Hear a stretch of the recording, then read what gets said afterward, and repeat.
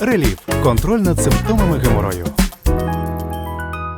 Атаки українських безпілотників, наших окремих спецпідрозділів на російські радіолокаційні станції, інші радарні системи, які розташовані на території Росії як біля нашого кордону, так і в глибині, і дозволяють росіянам, зокрема, здійснювати, планувати і здійснювати різноманітні повітряні атаки, як бомбардування кабами, так і запуски численні ракет по наших містах. Отже, як ми знаємо, українські дрони, або саме дрони спецпідрозділів Головного управління розвідки Міноборони України, за минулу добу атакували декілька важливих цілей на Росії, причому йде мова про глибину російської території, про територію на відстані сотень кілометрів від України. Це йде мова про 800 і більше кілометрів.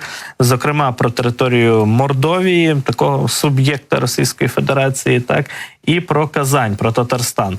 Отже, українські дрони атакували там два важливі об'єкти. В Мордовії, в місті Ковилкіно, було атаковано велику радарну таку систему під назвою «Конвеєр», яка може моніторити простір навколо на дистанції до 3000 кілометрів і виявляти цілі на висоті у 100 кілометрів. А також дрони ГУР атакували російський завод, який виробляє стратегічні бомбардувальники. Цей завод розташований у Казані, столиці Татарстану. І вранці вчора, 17 квітня, паралельно з ударом по Мордовії, по цьому радару, який ми вже згадали, відбувся і удар по заводу в Казані. Завод імені Горбунова виробляє і ремонтує стратегічні бомбардувальники Ту-22М і Ту-160М, такі так звані білі лебеді. Ту-160 росіяни набагато рідше використовують, а Ту-22 регулярно використовують для різноманітних атак по Україні. І от близько 10-ї ранку за київським часом вчора було завдано такого удару дронами по заводу в Казані, там спрацювала система повітряної тривоги і почалася евакуація персоналу. На Заході на ці атаки відреагували вже на рівні мас-медіа, на рівні преси.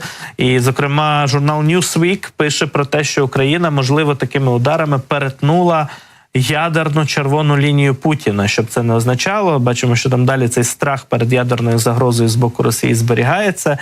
І пишуть автори Newsweek про те, що ця атака дронами на загоризонтну РЛС-контейнер в Мордовії і на цей завод в Казані можуть спричинити, власне кажучи, таку різку реакцію Путіна, навіть, можливо, задіяння там ядерної зброї. Хоча уявити це складно, але бачимо, що цей блеф з боку Путіна цілком серйозно деякі західні видання сприймають, тиражують, поширюють його далі.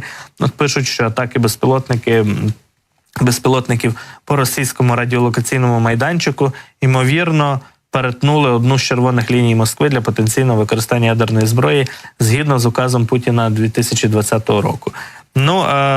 Ясно, що в Росії в різноманітних методичках і інструкціях влади на оборонних планах, скажімо так, стратегічних є такий пункт, що удари по таких от важливих стратегічних об'єктах мають фактично спричиняти відповідь з їхнього боку.